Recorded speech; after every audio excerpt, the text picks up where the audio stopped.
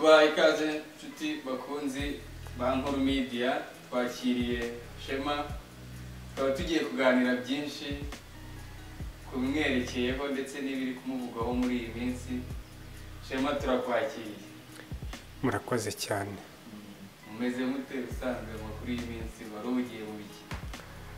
Meze neza, ibyo nari mpugiyemo byo ni byinshi cyane, gusa nanone ni nibisanzwe kuko stili n'ubundi n'ubuzima bwa filime nibwo buzima mba ndimo.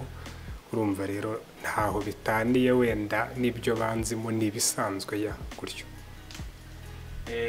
Bivuze uko muza kuri filime, hari ndetse bitewe n'uko waje wambaye, hari filime yari imaze iminsi iri guca ibintu hanze, abantu bakubona wambaye ibishura. Ese bite by'ibi bishura bigamije iki? Ese abantu bari kubona ukina uri Yesu aho ngaho ntibagira urwikango bakagira ngo koko uri Yesu. Tubwireho kuri iriya filime kuko abantu benshi bari mu rujijo. Ya filime niko bimeze koko, ndi gukina ndi Yesu, mu gihe wenda abandi bari bamenyereye muri filime nyinshi zitandukanye nakinnye bakaza gutungurwa nuko bongeye kumbona ngarutse ndi gukina ndi Yesu. Ya aka kanya navuga yuko nanjye ntangiye guhura n'ikibazo Yesu yahuye nacyo, kuko hari ahantu ndi guca ngo dore Yesu, nyamara ntago ndi Yesu. Sindi Yesu nubwo ndi gukina ndi Yesu, muri filime ndi Yesu, ariko mu buzima busanzwe sindi Yesu.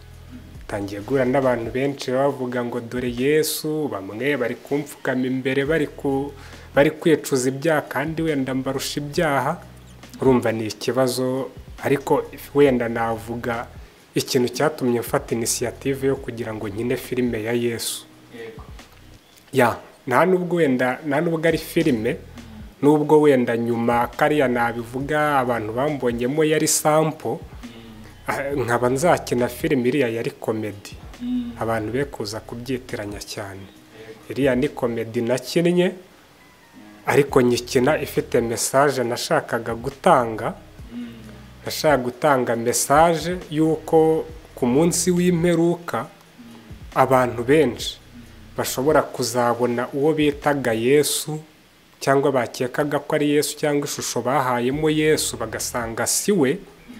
Ugasanga bamwe ntago bazizera niyo bamukurikira, kabone niyo baba barakoreye Imana bishoboka byose, ariko ntago bazagera aho bagomba kugera bafite icyizere cy'uko bajyanye ari we, kuko imegi bamubonagamo atari yo bari kumubonamo ako kanya. Ukiri aho ngaho nakubaza, ese yego ni filime utubwiye ko iriya yari comedy yari sample, ufite filime ugiye gukora ibijyanye nabyo. Ese iyi filime ya Yesu uri gukina uri Yesu, yaba nta kigihishe inyuma? Ese ntiwaba waravuye mu ijuru ukaba tutarizi, cyangwa ukaba ufitanye isano n'abo mu ijuru, ahubwo ukaba uri gukora ibyahanuwe cyangwa se ibyavuzwe? Twe twaba tuzi ko ari bya bindi bisanzwe byo gukina cyangwa byo gutanga message, ntaho bihuriye n'ukuri. Tubwireho. Ya murakoze cyane, wenda mare n'impungenge n'abandi bari kubyibaza nk'ibyo mumbajije, na babandi bose batangiye kumfukama imbere bazi yuko koko ndi Yesu. Isano yo turayifitanye na Yesu nini cyane iremereye. Ya kimwe nuko namwe murayifitanye, iyo dufitanye namwe niyo mufitanye nawe. Ariko kuba naravuye mu ijuru wenda mu buryo bwa Bibiliya cyangwa Bible, birashoboka ko navuye mu ijuru, ariko nanone mu buryo Yesu yajemo avuye mu ijuru, njye uri gukina comedy ntabwo ari bwo buryo najemo, biratandukanye. Iriya comedy nakinnye ntabwo nayikinnye nje nk'uko Yesu yaraje amanuka aza hano mu isi. Bibiliya haranditse ko angazaza nk'igisambo, azaza nk'injya, ariko message igaragaramo hariya bigaragara ko n'ubundi wari ujuje nk'igisambo, kuko waje umanuka hejuru, ugwa ku bantu, ubatwara n'ibintu nuko wenda. Ese nyine niho hantu harimo akantu k'akabazo ushobora kwibaza, niba koko utaba utari Yesu cyangwa akaba yaragarutse ari mu ishusho yawe, twe twaba tuzi ko ari ugukina bisanzwe. ya nago uburyo najemo koko Yesu n'ubundi azaza nk'igisambo kuko ntawuzi umunsi n'igihe ntawuzi isaha nta nuzi n'umunota w'igihe Yesu azazira. Ariyo mpamvu muri Bibiliya tugomba guhora twiteguye kuko n'aka kanya turi hano ndi muri studio za Nkuru Media birashoboka ko yansangamo yahita za kano kanya twese akadusangamo tugatungurwa. Ya tugomba guhora twiteguye. Ariko ngewe message nashaka gutanga nashaka gukangura abantu bose bari ku isi kugira ngo bagire impinduramatwara mu bintu by'ubukristo. Be kumva babaye ab'ubukristo ahubwo baba abakristo babashe no gusesengura. Ya niyo mpamvu uburyo Yesu yajemo nanjye ari bwo najemo ariko mbuzamo nanone mfite message ziri positive n'iziri negative mu buryo bwo guhumura abantu. Ahubwo wakwibaza ngo izo message zari negative n'izari positive zari zihe muri religion. Komeza uzitubwira izo message. Ya ubutumwa nari ngiye gutangamo naje nkuko yaje nza ntunguye abantu nsanga abantu hari utuntu bari gukora bibereye mu rugo. Namanutse etaje abantu benshi bashobora kwa nabo batazi ko namanutse etaje koko bazi ko nari mvuye mu kirere birashoboka. Namanutse etaje ndururuka mbageraho maze kubageraho koko bakebutse bambonye baratungurwa kuko bazi kazaza nk'igisambo. Babona mfite igishura nk'icya Yesu bamenyereye babona turanasa n'abantu batangiye kuvuga ngo turasa. Ya birashoboka wenda turasa simbizi. Ubwo ngubwo mbageraho maze kubageraho bamfukama imbere basaba imbabazi z'ibyaha byabo. Bivuze yuko uburyo Yesu yajemo n'uburyo bamfashe byarasaga. Yesu yaraje kugira ngo akize isi. Abantu abamuyobotse yarabakijije nubwo yavuze ngo twe abamwizera tuzakiza abaruta abo yakijije. Ya nanjye bamfukamye imbere mbikora nkuko yabikoze ndabasengera barakizwa ariko ntangamo ubwiyo yari navuga ko ari positive message. Ya none negative message baranyizeye ndangije mbatwara utwabo twose ndatujyana ngaruka mfite n'imbago nakuyemo n'igishura. Baza no kumbaza ati se nta mugabo wabonye uciye ahangaha Yesu umeze gutya na gutya kandi stili ntibamenya ko ari ngiye ugihari. Buriya hari n'utundi nari ngiye gutwara twe dusigaye inyuma.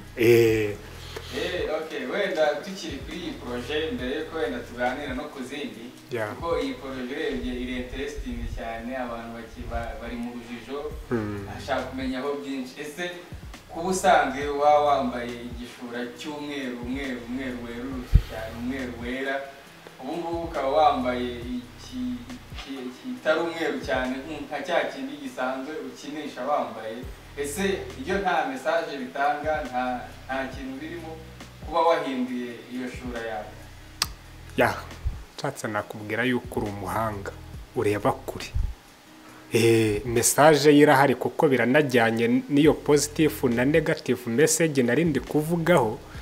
Umva negative abantu batunguwe nuko uwo bari bizeye yuko ari Yesu abatwariye ibintu abaye umujura. Azaza nk'umujura nubwo azaza nk'umujura ntago azabaje kwiba azabaje gutwara abantu be bamukoreye no gutanga ingororano ibintu nk'ibyo ngibyo. Ariko ngiye nahise mbishyira mu bujura ndabiba nshaka kubereka iki ko bagomba kujya bahora bari maso biteguye kuko Yesu bizeye niba mwizerera mw'iki gishura bamubonyemo n'amafilime yose yakinwe n'uburyo bamufashe ku makrishe n'ibiki bashobora kuzabura ubugingo. Ya aka kanya rero iki gishura nambaye kidasa na cya kindi kera nkuko wari ubimbajije niki n'umweru ariko ntago ari umweru cyane.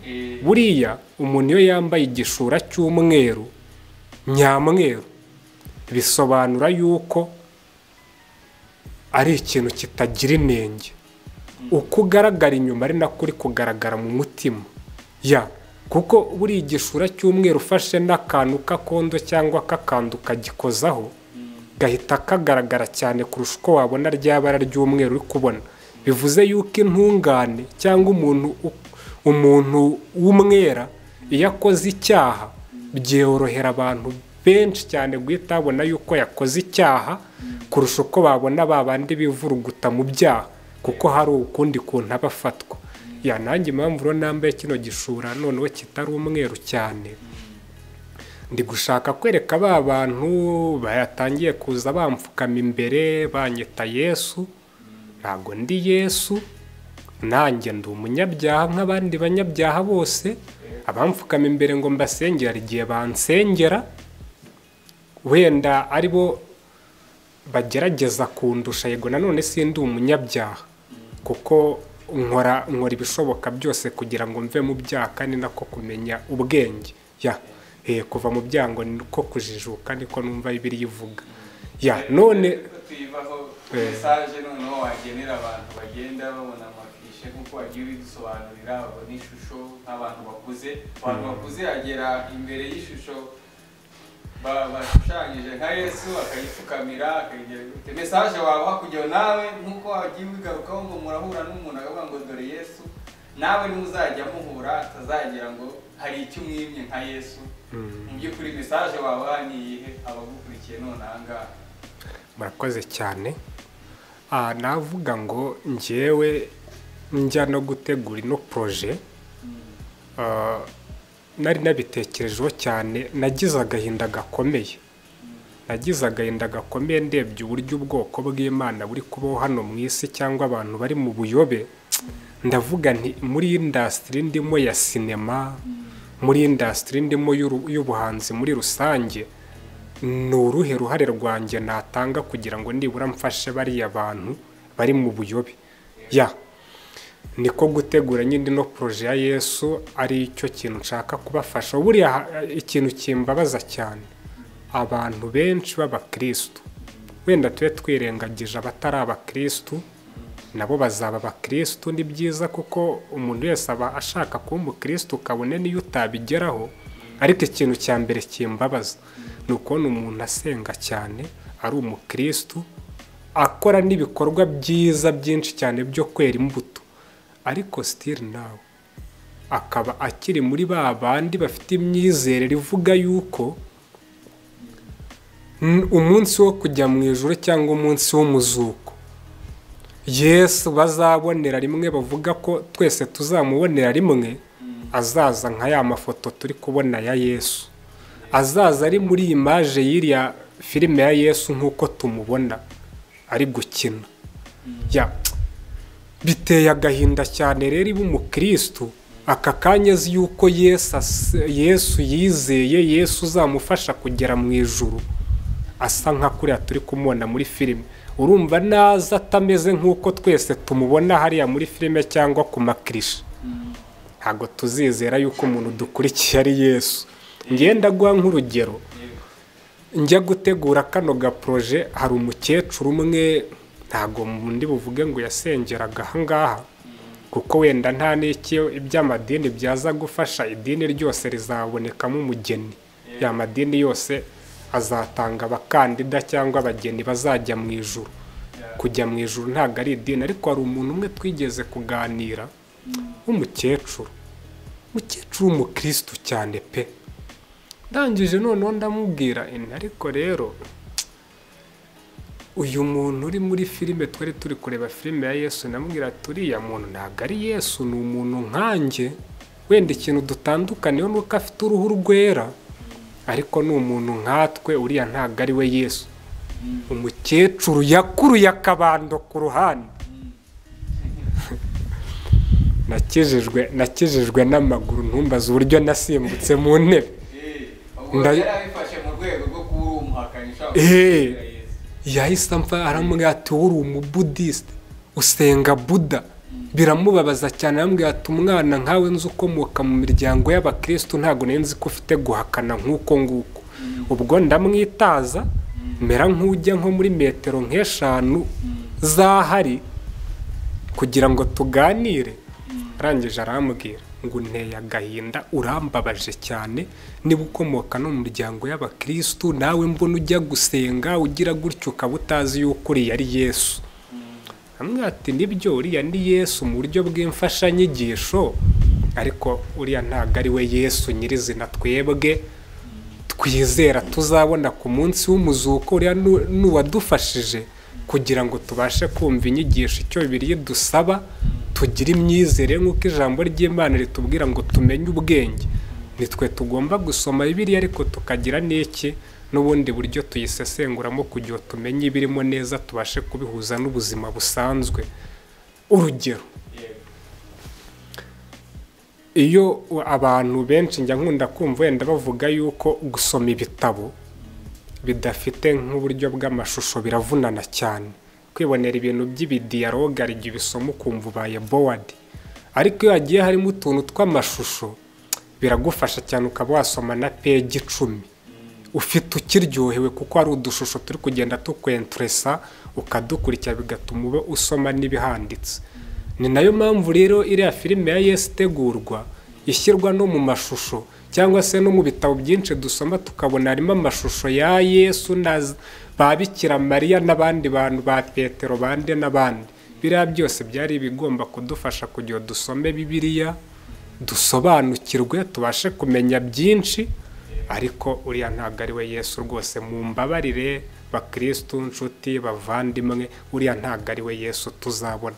Mutazatungurwa no kubona Yesu aje mu ishusho y'abirabura, kandi we wari uzi yuko wakurikiye uzamubona mu ishusho y'umuntu ufite uruhu rwera. Ya ndumva ari urakoze cyane. Wenda abantu bari bafite ibintu byinshi bari kwibaza kuri iyi proje yawe ya Yesu, ko waba uri Yesu cyangwa iki, ndumva ugerageje kubasubiza. Shema, ufite izindi proje turi kubibona, izindi proje umunsi ku munsi. Ese ubu ngubu noneho hari icyo wavuga ku zindi proje zindi ufite? Wenda iyo Yesu irasobanutse, ku zindi proje zindi ufite uravuga iki? Ese uduhishiye iki nk'abakunzi bawe? Ni iki wabwira abantu bakurikiye kuri proje zindi ziri imbere, ndetse n'izari muri iyi minsi, kuko ntarava neza wenda kuri iyi proje ya Yesu, utagira ngo mubwire abantu gatoya batangiye kumbona ko ndi Yesu. Ntabwo ndi Yesu, ahubwo ndi murumuna wa Yesu. Ejo nanone mutazongera gucangwa mubonye ndi gukina ndi murumuna wa Yesu. Ndi murumuna wa Yesu, nawe uri murumuna wa Yesu, cyangwa uri mushiki wa Yesu, cyangwa uri nyina wa Yesu, cyangwa ibintu nk'ibyo ngibyo. Ya ndi umuvandimwe wa Yesu, ndi murumuna wa Yesu. Nako rero kahita gatangira none gasubiza abantu mu rujijo. Urumva nahereye nkubaza se abantu bari kwizera ko ushobora kuba waramanutse mu ijuru kuko abandi, noneho ukaba ugeze aho ugiye kuvuga ko uri murumuna wa Yesu. So ni mu buryo bw'amaraso, umuvandimwe w'amaraso, cyangwa ni nk'uko twizera ko nyine Yesu ari nk'uko bavuga ngo ni umugabo w'abapfakazi, ibyo bintu nk'ibyo ngibyo. Ubwo rero nabyo nibyo bigiye kongera bizana urundi rugero. Ari na proje n'ubundi yameze nka part 2 ya Yesu nari nakinnye, ariko nayo iri komedike. Ibyo bintu uvuze ndumva bisa nkaho nabyo nabivuzeho. Yesu ubundi yari se w'imfubyi, akaba n'umugabo w'abapfakazi, ariko ni mu buryo bw'isanamitima. Ya ni mu buryo bw'isanamitima. Intangiriro impamvu ndi kuvuga ngo aka kanya ndi murumuna wa Yesu, ntabwo ari uko ndi ikimanuka nje mvuye mu ijuru, si uko wenda hari indi shusho cyangwa se ubundi buryo bw'amaraso twaba duhuje, ahubwo ngiye mfata nk'umuntu nkawe. Ubanze wumve yuko uri murumuna wa Yesu cyangwa uri umuvandimwe wa Yesu, biraza kukorohera kumenya ko nanjye ndi umuvandimwe wa Yesu cyangwa ndi murumuna wa Yesu. Ariko impamvu nyamukuru kano kanya nje mvuga ko ndi murumuna wa Yesu, bitazabavanga wenda muri proje muzambonamo ndi murumuna wa Yesu, vuba muri butangire kubona ya ndi murumuna wa Yesu, kubera yuko umunsi yaragiye kudupfira ari ku musaraba, yitegereje nyina Mariya cyangwa Bikira Mariya, bararebana mu maso, arebye nyina abona nyina afite agahinda kenshi. Bikira Mariya afite agahinda kenshi kuko umwana we agiye gupfa akamusiga. Noneho Yesu arebye nyina nawe bitewe n'uburyo yamukundaga, arebana n'uriya mwigishwa we Petero, abona bose basa nkaho bacitse intege. Petero afite ubwoba bw'uko agiye gusubira mu ijuru cyangwa agiye no gupfa, ariko reba ibintu bye byose yasize agakurikira Yesu, akaba Yesu agiye kumusiga mu buzima nta n'ikintu navuga mugejejeho, kuko imitungo yari yiteze yuko azakura kuri Yesu yose yari atarayibona, nta na kimwe yari yakabona. Ariko Yesu arabareba bose abagirira impuhwe, arangije ahita ababwira ngo mubyeyi dore umwana, nawe mwana dore mama wawe. Ikintu yakoze gikomeye ni uko ako kanya yari amaze kuduhereza ishusho y'ubuvandimwe, atwereka yuko turi abavandimwe be. Noneho nyuma gatoya mu gihe yari ari kubonekera abigishwa be amaze kuzuka, yarababwiye ngo muzagende mwamamaza inkuru nziza, mwigisha abo muzigisha, abazemera bazakizwa ibyaha byabo, abatazemera bazabigumana. Arangije arababwira ngo muzakora byinshi biruta ngewe ibyo nakoze. Yarabwirije, abwiriza imbaga y'abantu benshi ariko ntibigeze bamwemera, yanapfuye benshi bataramwemera, aricyo kitubabaza. Ariko yaravuze ngo mwebwe abanyizera, kuko tubaye barumuna be, tubaye abavandimwe be, muzakora byinshi biruta ibyo nakoze. Nanjye aka kanya niyo mpamvu ngiye kugaruka ndi mu ishusho ya murumuna we cyangwa se umuvandimwe we. None ku cyo mwambajije kijyanye na proje nyinshi zirahari, n'ubundi biracyari ubuhanzi. Hari nyinshi muri bumbonemo, wenda bamwe nabwira, hari nka filime iri episodike mu minsi iri imbere ndi butangire kugaragaramo yitwa Karande series. Karande series ni filime irimo ibibazo by'imiryango, ukuntu usanga wenda nk'umupapa iba yaraterekeraga ugasanga bikurikiranye abana imivumo yo guterekera ibintu nk'ibyo ngibyo. Ubwo muri filime Karande abantu bari buze kumbona, n'izindi nyinshi cyane zose muzagenda mumbona. Proje zo rwose ndacyahari muri filime, ntago muzambura, sindi kure yanyu, nk'uko nabasezeranyije yuko turi kumwe, turacyari kumwe muri sinema. Tukiri kuri ibyo ngibyo, abantu benshi, abahanzi benshi barimo barakora proje navuga z'ibishegu kugira ngo bagire ukuntu nyine bongera amaviyuzi n'ibiki byose. Ese biriya bintu kuri wowe ubifata gute, ubyumva gute? Ese wowe ntabwo utegura gukora nkabyo kugira ngo wenda umuntu agire ukuntu yabona indonko? Icyo kibazo gisa nkaho hari uburyo gikomeyemo, ariko ngiye kukivugaho mu buryo bubiri. Igishegu gishobora kuba cyiza ariko gishobora kuba na kibi bitewe n'uburyo gitanzemo. Aka kanya hari umuntu ukora caption akita proje yuko ari igishegu, kuko azi yuko ibishegu biri gukundwa, biri kurebwa, biri kubona views, ariko wareba muri body ugasanga nta gishegu kirimo. Urumva yakoze caption kuko azi ko igishegu kiri gutwika, ariko ashyiramo ibindi bintu bitari igishegu. Hari n'undi uri gukora none igishegu yeruye kugira ngo abone izo views, aribyo ngiye kuvugaho mu buryo bubiri. Aka kanya singiye kuvuga ko ntakora igishegu kugira nanjye izo views nzibone, ariko singiye kwemeza yuko nakora n'igishegu kugira ngo izo views nzibone. Ahubwo simbizi neza, ariko nshobora ndumva ubashe kutubwira byinshi, tuganirije byinshi. Noneho ndumva twagira mu gace kaho umuntu ese ushaka kumenya Shema, ushaka kumenya Yesu nk'uko ukina nyine uri muri iriya filime. Ese mu buzima busanzwe ubundi Shema ni muntu ki? Ndi umusore, ntabwo nubatse. Ushobora kuba n'umusore wubatse ariko kubaka mu buryo nanone butajyanye n'amategeko. Ndi umusore, sinubatse, mfite umukunzi, mfite imyaka itari mike cyane, itari na myinshi cyane, iringaniye abasore bemereye kuba bafite.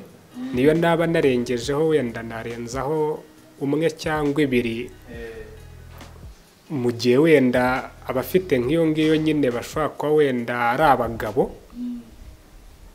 Nuko nguko. Ku bijyanye wenda n'ubuzima bwa Shema muri rusange, Shema ni umugabo sibyo simbizi kuko Shema ni umugabo ngewe kano kanya ndi mupenzi ndi umusore ndi mupenzi ndi umusore Shema ni umugabo ufite umuvandimwe we bavukana banarongoreye mu nzu imwe